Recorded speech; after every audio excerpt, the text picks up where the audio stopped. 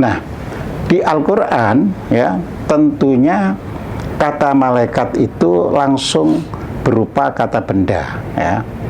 Kata benda, sedangkan yang disebut namanya juga tidak banyak, hanya Jibril, ya, Israel, ya, Israfil, Mikail, ya itu yang disebut dalam Al-Quran. Roket, atlet, iya. Nah, itu nggak disebut. Oh enggak? Enggak, itu. Cuma 4? Iya. Jadi itu hanya istilah. Iya. Jadi roket patit itu yang dekat, itu panggilannya. Jadi itu hanya istilah. Ridwan itu istilahnya istilah. Jadi malaikat surga kan disebut itu kan, malaikat Ridwan. Padahal itu kalau istilah bagi orang-orang yang ridho. Ada malaikat yang menjaga. Nah, orang menyebut itu Ridwan ya. Kayak mungkar nakir ya, itu istilah ya. Jadi itu kan menanyai orang-orang yang sifatnya itu mengingkari kebenaran.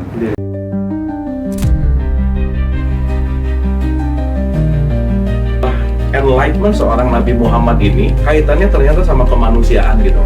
Nah, perjalanan cerita itu sampai di dunia dewasanya itu udah masuk pelajaran filsafat tuh, Ndra. Spektrum ateis itu beda, dari mulai ateis yang paling santai sampai ateis yang paling radikal juga ada.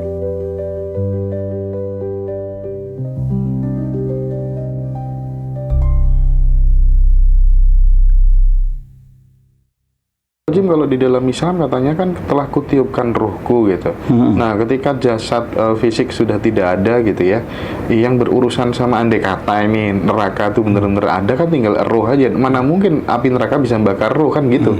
Pertanyaan logikanya, atau bagaimana? Tentang kutiupkan ruhku itu juga barangkali ada makna enggak, sendiri. karena di Al-Quran itu roh itu terbebas dari apapun. Jadi yang berurusan itu jiwa, nafas. Iya. Nafas. Okay. Kalau ruh itu bebas dari karena ruh itu merupakan manifestasi ketuhanan. Jadi kutiupkan ruhku ke dalamnya itu artinya aku pun hadir di dalam dirimu. Oke. Gitu. Jadi yang mempertanggungjawabkan itu jiwa. Jiwa. Jadi di situ makanya ada jiwa atau disebut nafsu itu ada kriterianya. Ada nafsu mutmainah, artinya jiwanya itu sudah mutmainah. Ada nafsu amaroh, berarti jiwanya itu masih sering jadi serakah dan sebagainya. Seperti itu gitu loh. Oke deh. Nanti tambahin 1-2 pertanyaan ya, terakhir ya. Oke, siap. Aku 1 pertanyaan terakhir. Ini titipan teman-teman. Monggo.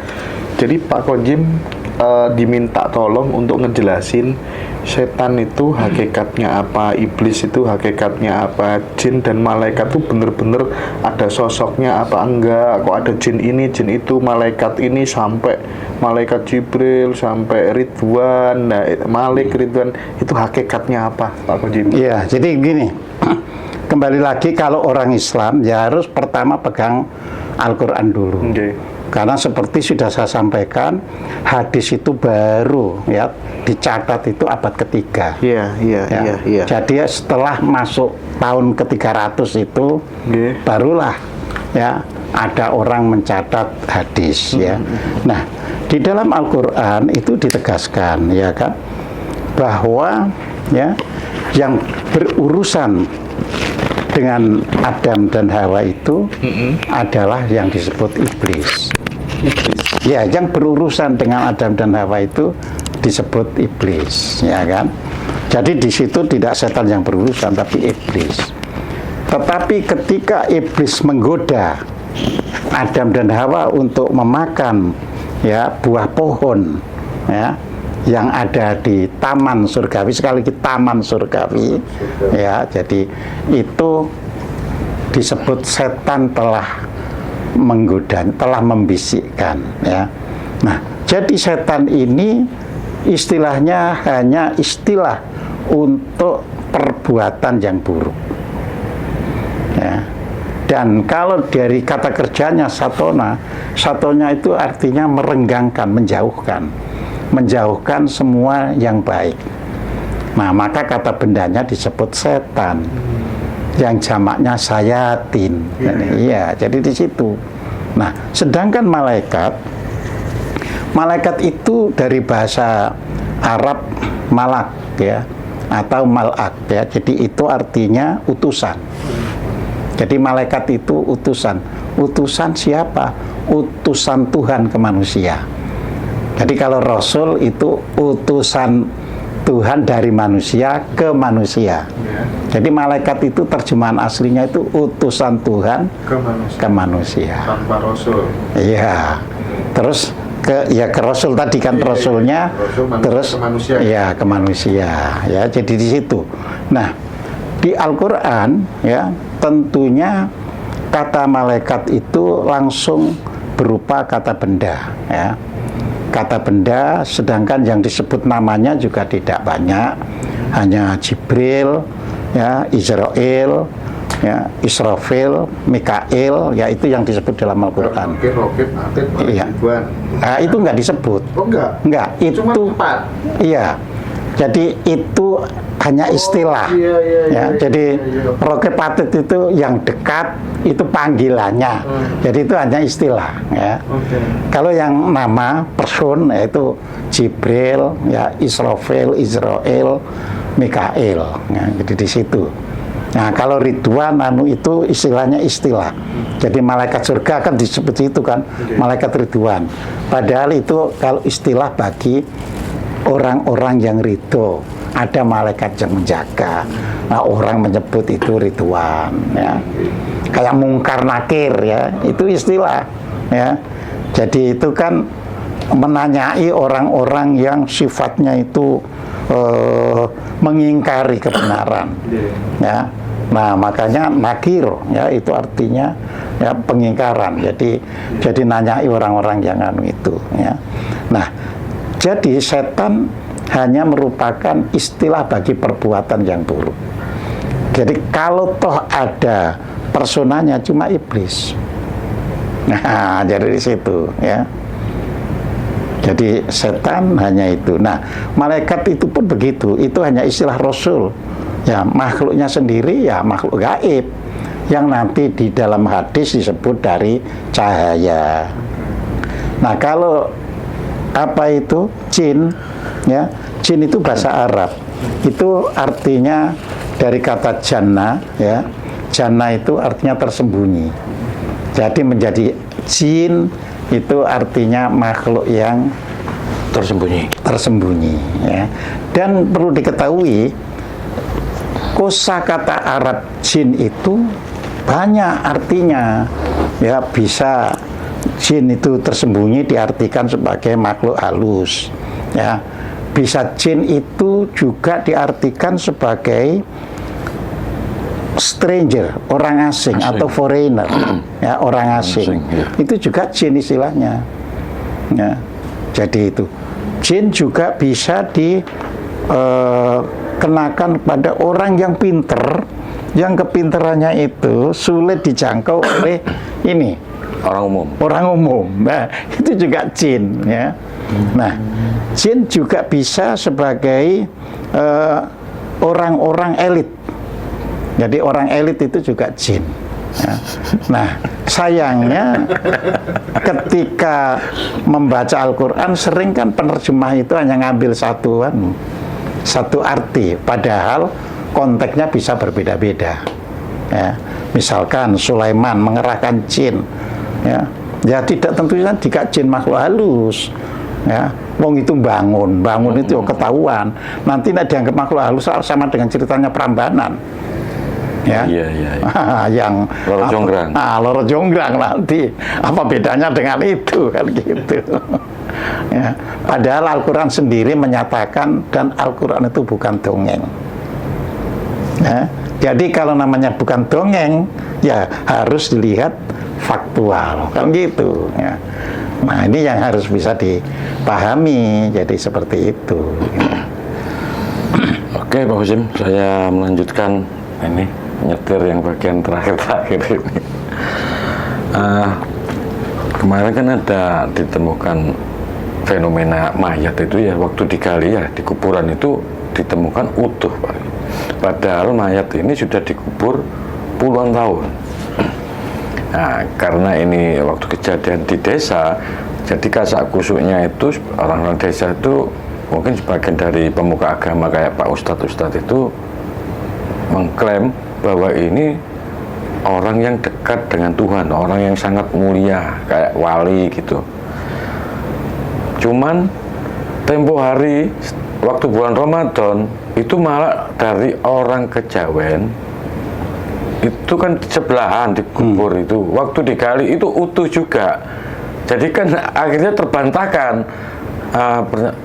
Kesimpulan yang pertama tadi, saya ingin tanya kepada Pak Hocim, kira-kira itu apa yang bisa dijelaskan secara kimia atau biologi atau apa yang bisa kok dua-duanya itu bisa sama-sama utuh?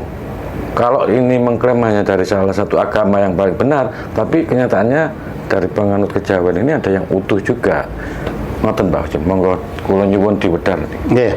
Jadi kalau melihat mayat yang utuh itu kan bukan hanya kasus seperti itu. Ketika orang membuat jalan tol, ya, yang lewat apa itu Embong Dukuh Surabaya ke Gresik itu kan pas dibongkar itu satu deretan utuh semuanya. Satu deretan. Ini satu deretan, ya. Yeah. Nah, kita harus melihat bedanya kepercayaan sama sains atau ilmu pengetahuan. Jadi kalau ilmu pengetahuan, mayat yang dikubur kapanpun lamanya, entah ratusan ribuan tahun, utuh karena tanah tempat dikubur itu mengandung unsur silikat. Jadi karena banyak unsur silikatnya, mayat tetap utuh. Awet ya. Ya utuh karena bakteri dan sebagainya mati kena silikat itu. Jadi dia tidak bisa tersentuh oleh cacing atau apa, kan cacing bisa mati kena silikat itu. Nah, kita minum silikat kecil aja mati langsung. Ya, jadi di situ. Nah, kalau kepercayaan itu bisa berbeda-beda. Ya, orang Kejawen itu beda loh ya. Kalau sampai ada mayat utuh berarti nggak diterima bumi. Iya. Karena apa? Karena orang Kejawen itu percaya pada moksa. Jadi orang yang dekat dengan Tuhan itu langsung dilenyapkan badannya. Nah, jadi seperti itu. Ya. Nah, kita tentunya nggak bisa klaim benar salah di situ, ya kan? Nah, itu tadi bagi orang Kejawen, enggak, itu nggak diterima bumi itu, ya, sampai cacing nggak mau makan dan gitu kan. Nah, malah yang buruk, itu kakak dosa, malah begitu, gitu. Iya. Ya. Cuman ini ditemukan di kuburan umum, jadi kalau mungkin ada kandungan silikat itu mungkin semuanya kan. Ini kan hanya dua saja ini. Iya, silikat itu bahkan kadang hanya satu saja. Oh gitu ya. Iya, silikat. Nggak harus satu area gitu. Enggak. Ya. Kan kita itu tahu kan ada gunung meletus, ada kapur, kadang-kadang hanya keseret ke satu tempat saja. Oke. Jadi di situ gitu. Jadi itu bukan suatu hal yang sangat istimewa. Bukan. Kalau dari tinjauan ilmu pengetahuan. Nah, kalau dari tinjauan kepercayaan yaitu tadi, ya, yang orang Islam menganggap dekat dengan wali, Tuhan.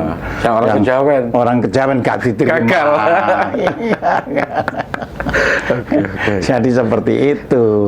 Ya. Nah, contoh misalnya utuh itu ada apa itu mayat-mayat Fir'aun karena memang sengaja dibalsem. Iya. Ya. Jadi seperti itu. Oke, Pak Hocim. Terus ini akan sering kalau lewat di jalan itu banyak menemukan para musafir nanti ya, yang dalam perjalanan sering ke kuburan-kuburan, besaran-besaran. Cuman saya lihat itu mereka itu mengolah spiritual dengan laku tirakatnya itu tidak 1 hari 2 hari, bahkan berbulan-bulan, bertahun-tahun. Dan ternyata dari mereka itu punya anak dan istri. Saya ingin mencari pencerahan ini.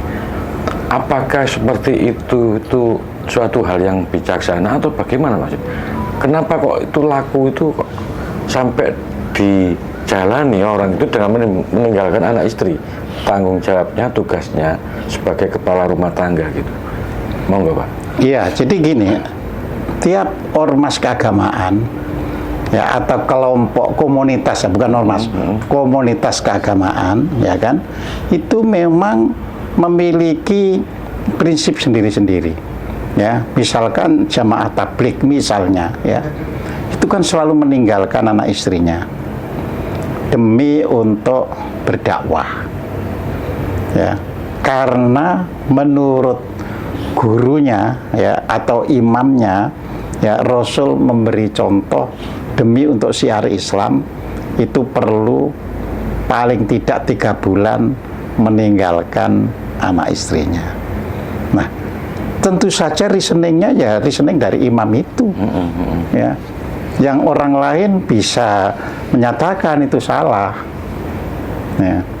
Karena loh, Anda itu punya anak, punya istri kok anu. Nah, makanya hal yang demikian itu, ya, kita tidak bisa memperdebatkan disebabkan itu ada doktrin. Nah, namanya doktrin kan ya nggak bisa di kotak-katik gitu loh, ya. Cuma kita boleh misalnya diajak diskusi, ya. Kalau saya, jadi artinya ke kita bukan ke orang lain. Kalau saya punya pedoman menjaga anak istri dengan baik, itu laku yang benar. Tapi saya tidak menyalahkan Anda. Nah, jadi begitu, ya. Karena bagaimanapun, ya, seandainya kedudukannya dibalik, ya, dia yang melakukan begitu, Anda mau tidak. Nah, jadi seperti itu. Jadi doktrin itu tidak bisa dibantah Anda salah atau tidak. Cuma kita ke diri kita. Kalau saya ya ada anak, ada istri, itu tanggung jawab saya. Tanggung jawab yang lebih penting. Iya. Ya.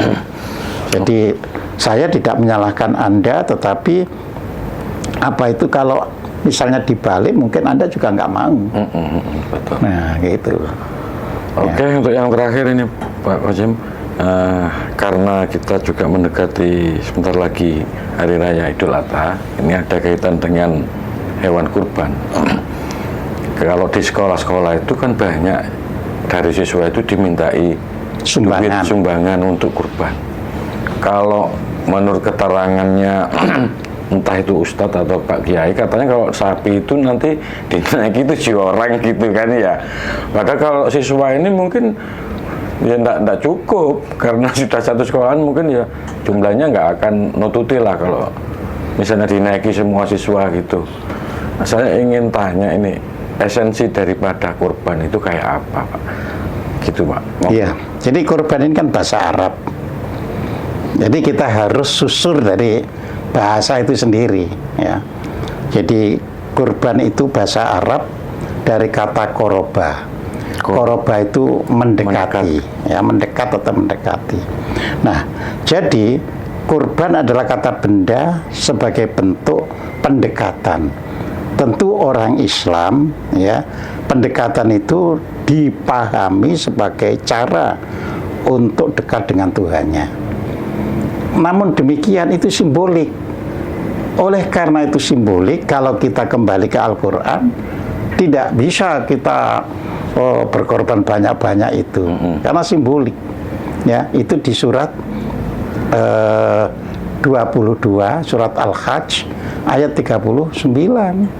Di situ dikatakan darah dan daging kurban itu tidak akan bisa sampai kepada Tuhanmu, ya, melainkan ketakwaanmu yang bisa sampai.